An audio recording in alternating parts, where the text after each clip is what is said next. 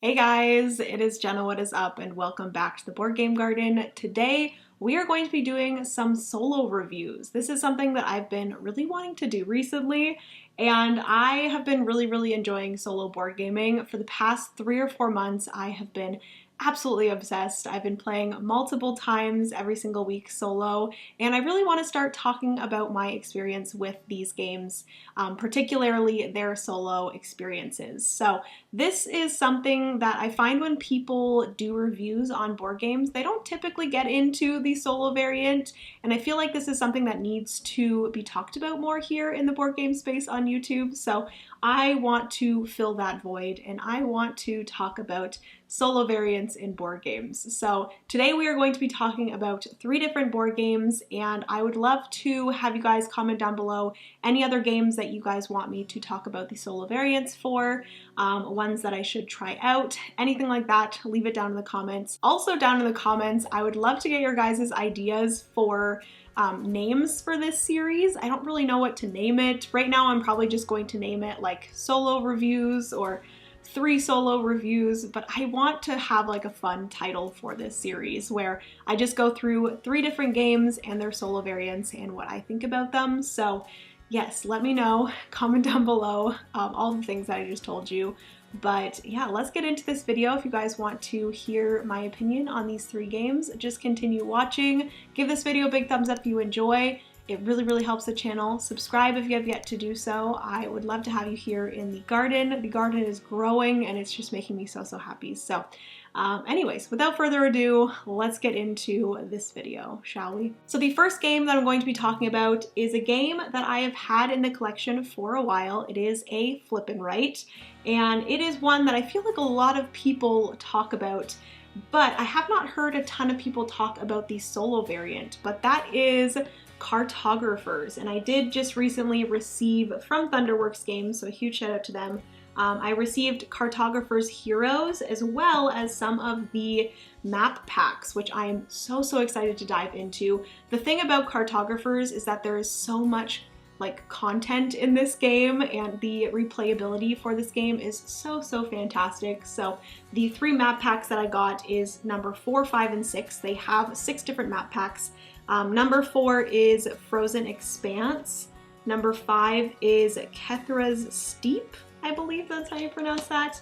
And then number 6 is Hornhelm, and I'm kind of tempted to purchase the first 3 map packs as well, just because I really enjoy this game.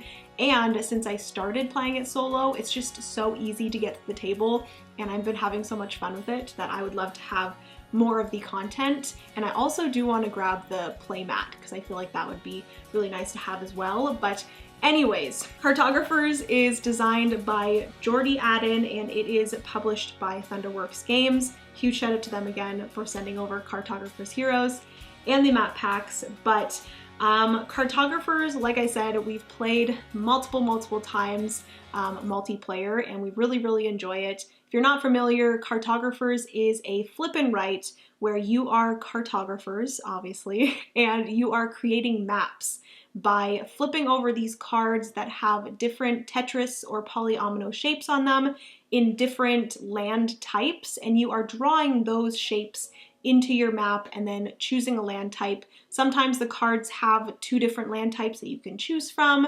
Sometimes they have 2 different polyomino shapes that you can choose from, and you're drawing those things into your map to score in different ways. There are 4 different seasons, and in each season you are scoring for 2 of the 4 different objectives. There are A to D objectives. So for example, in summer you may be scoring, or you are scoring, objective A and B, and then in spring you are doing B and C, and then next one is C and D, and then D and A. So you're scoring different objectives per season, and it is just so much fun. It's a great puzzle, and the nice thing about Cartographers, like I kind of mentioned a little bit earlier, is the replayability of this game is absolutely fantastic. There are a bunch of different public objective or objective cards that you can choose from. There are even more in the Cartographers Heroes, and there is only one difference between the multiplayer and the solo in Cartographers, and that is in the ambush cards. So when you are flipping those cards that give you the different polyomino shapes and the different land types, there are ambush cards, which in the multiplayer game, you would pass your map to the person either to your left or to your right, and then they would draw in the particular shape of ambush. And if you don't fill in the spaces around that ambush, those will be all negative points at the end of the game. So once you get that ambush, you're trying to surround the ambush basically.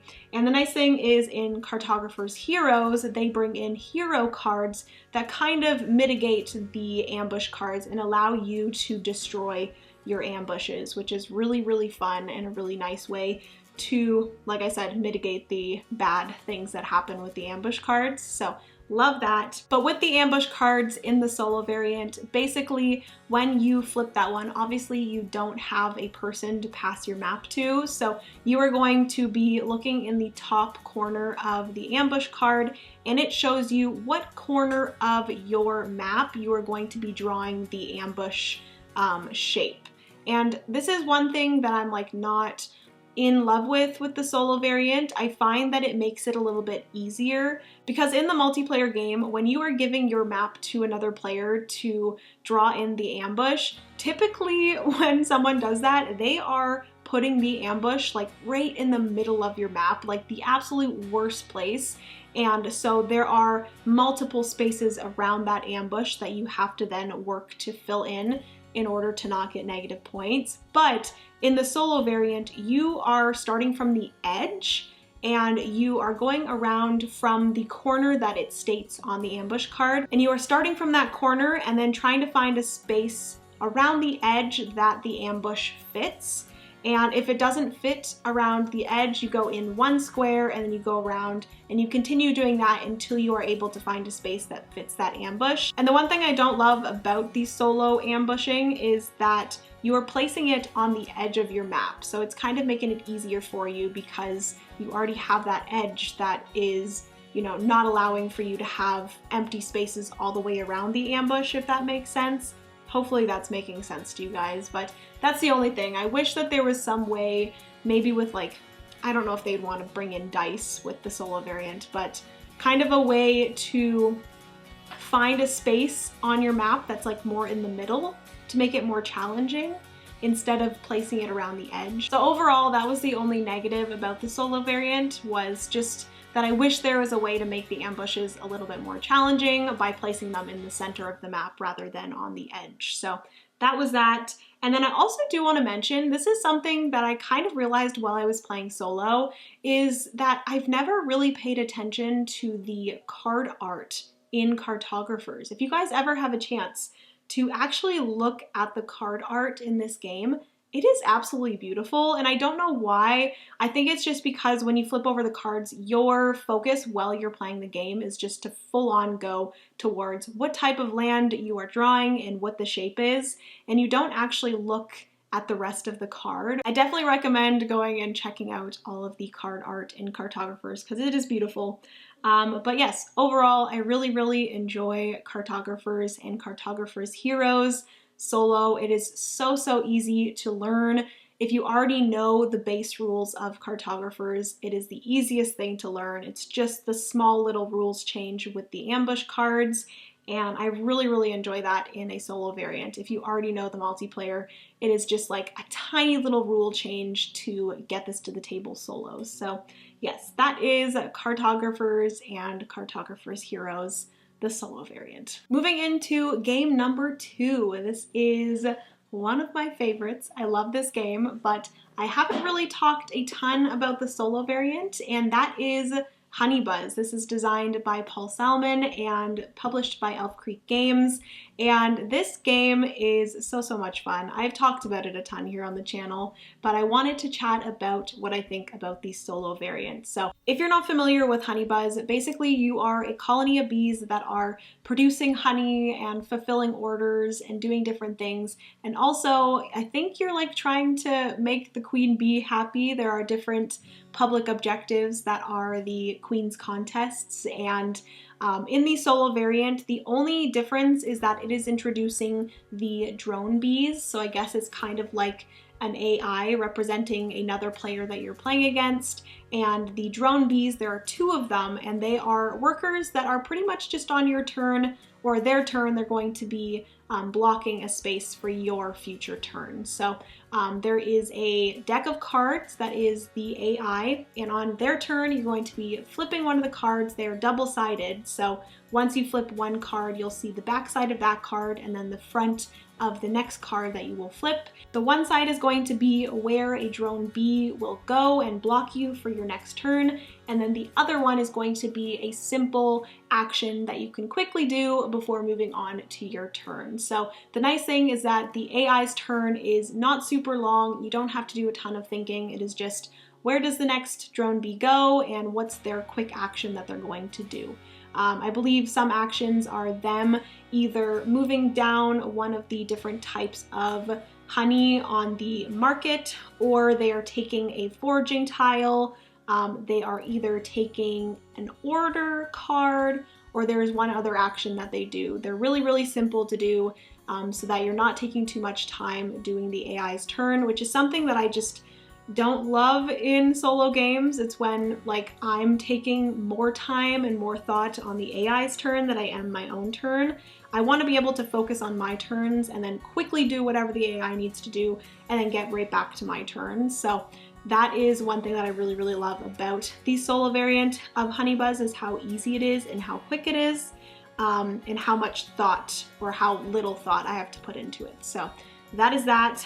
There is also a bunch of different difficulty levels, which I really, really enjoy.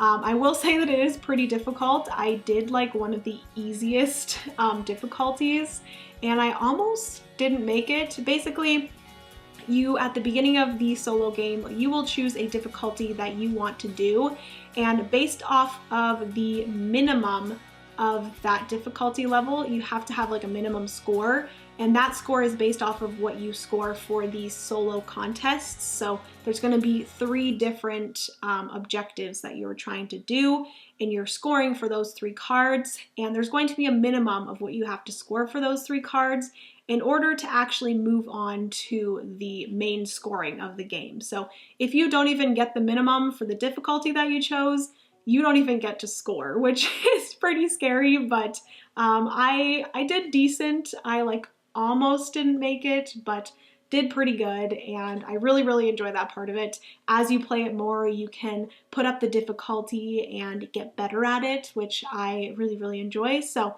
that is something I liked. And then there's also like a pretty chunky pile of solo contests. So you can switch up the contests and what you are focusing on in the game, which then brings up the replayability, because there are different things that you can be focusing on during the game. From game to game. There is one thing that kind of annoys me, and I don't know if this is like my own fault for just not having good memory, but I find it really, really difficult to remember what actions I have taken. There are some turns that, you know, connect to different things, and the combos that happen, it's kind of hard to stay on top of like what actions I've done so far and what ones I still need to do. I do think that there is like in an expansion or like an add-on thing that you can get for the game, there are pieces that you can use to keep track of what actions you've done. Correct me if I'm wrong, but I'm pretty sure there's some sort of component that you get.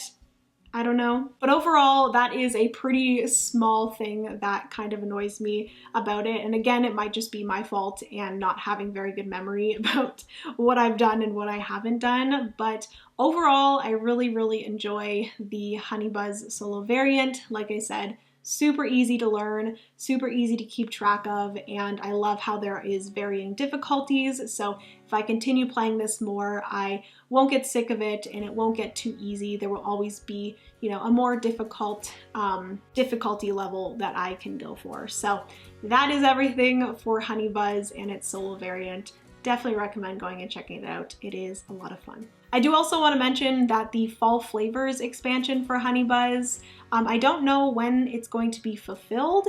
I've seen a pre-order on Board Game Bliss for it, so I might go ahead and pre-order it, but I don't know when it's going to arrive.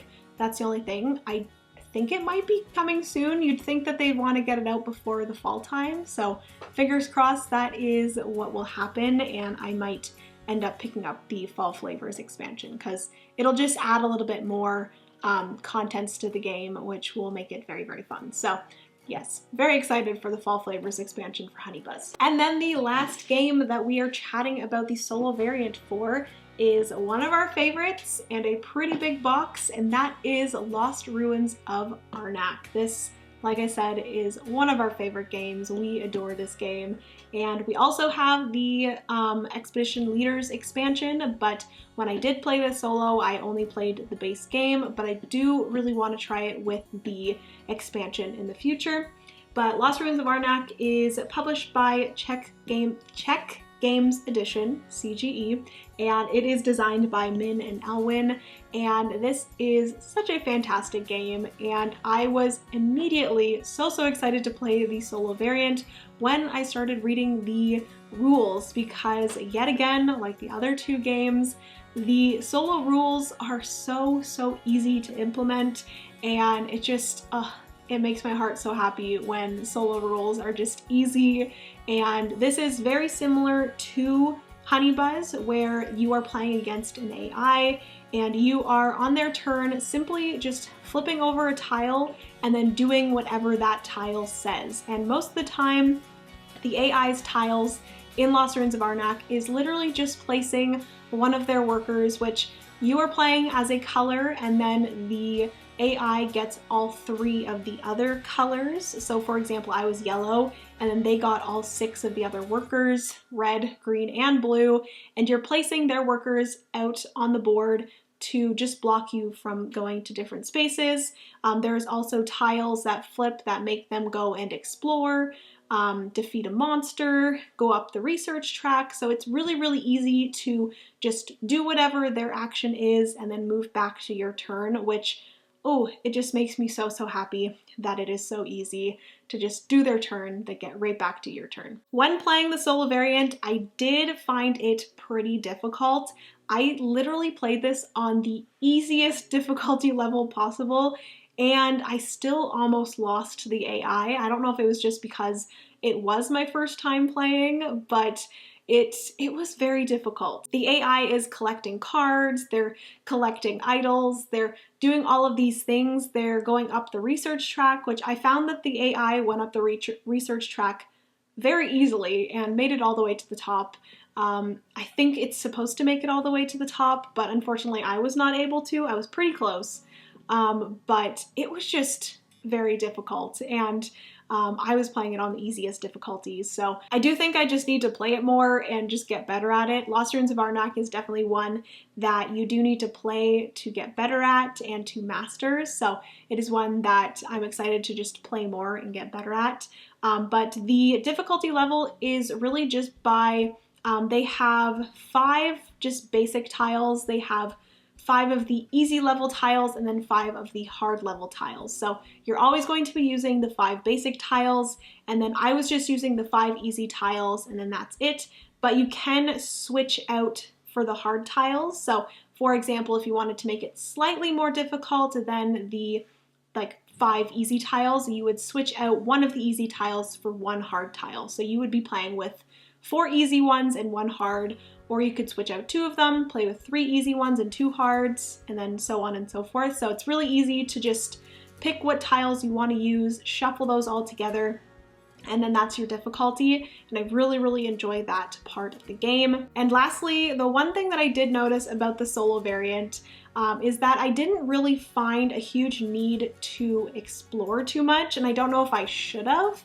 Maybe in future games I will try to explore more, even though I don't really find the need to. It's probably good to. I'll get to why in a second, but basically the AI does explore, and if they reveal the tile that allows them to defeat a monster before they explore, when they explore, there's not going to be another tile that tells them to defeat the monster, so they're going to have a monster tile be revealed, but then they're not going to defeat it until either you defeat it yourself, which is kind of a reason why I don't feel the need to explore too much, because I can just go to that space after, defeat that monster and get the monster myself. Or it'll be on the AI's next turn that they somehow want to go to that space, and then the defeating monster tile is revealed.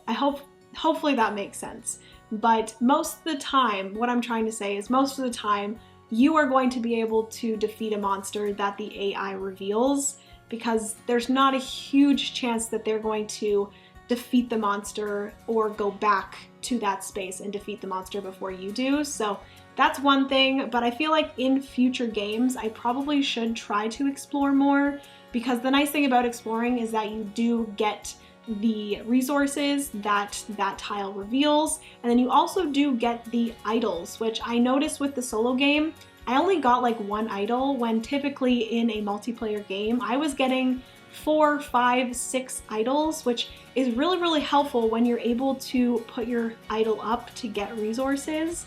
I also got the card that allows you to take an idol off your spot, and I was able to, throughout the solo game, put the idol up. If you've never played Lost Ruins of Arnak, this probably makes no sense to you, but I was able to put the idol up and then bring it back down, and then put the idol up again and then bring it back down, which is really, really nice to get resources.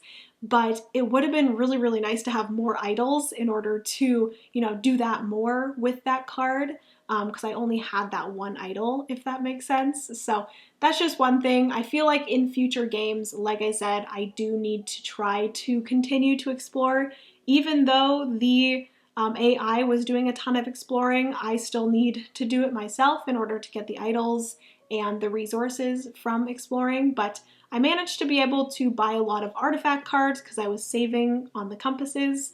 But yeah, that's a whole spiel. I'm gonna stop yapping. That was one thing that I noticed, but I think that's something that I just need to explore more when it comes to playing more of the solo variant of Lost Ruins of Arnak, which I also discovered that there is a solo campaign that they have on the website. So I'm actually going to maybe dive into the solo campaign of Lost Ruins of Arnak in the future. I'm very excited for that. That's something that I did not know was available, but yes, overall, I really enjoyed Lost Ruins of Arnak. It's definitely one that I want to dive more into and have more plays of, because I want to get better at it and to be able to bring in more of that difficulty level, and yeah, just get better at it, because I did pretty bad, I will say. Okay friends, so that is going to be everything for this video. These 3 solo variant reviews: Lost Ruins of Arnak, Honeybuzz, and Cartographers Heroes. Aside from the few small finicky things that I've realized with each of the games, overall all 3 of them are so much fun, and I definitely recommend checking them out and their solo variants if you want to. But yeah, hopefully you guys enjoyed this video. If you did, give this video a big thumbs up. Comment down below any other game solo variants you guys want me to chat about and review. I would love to do that. I want to chat more about solo variants. Like I said, I feel like it's something that needs to be talked about more here in the board game space. So yeah, give this video a thumbs up. I think I've already said that. Subscribe if you have yet to do so. We'd love to have you here in the garden. And yeah, I love you guys so much. Remember, you are somebody's reason to smile, and I will see you in the next board game video. Bye, friends.